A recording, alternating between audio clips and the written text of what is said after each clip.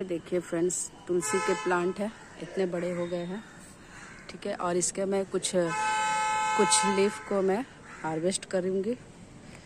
ठीक है, इसका भी मैं टी बनाऊँगी, ग्रीन टी, और कोल्ड कफ में ये बहुत काम आते हैं। जिनको भी कोल्ड कफ हो, कुछ लीफ को लेकर, कुछ लीफ को हार्वेस्ट कर कर उसका टी बनाकर पिए, बहुत फ़ायदेमंद होता है।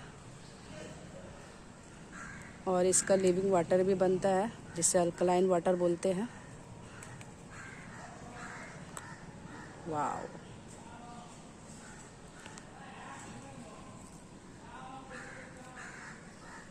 ये देखिए, इसमें सीड भी आ गए हैं। यही सीड को अगर ज़मीन पर हम लोग लगा देते हैं तो हो जाता है। ये देखिए।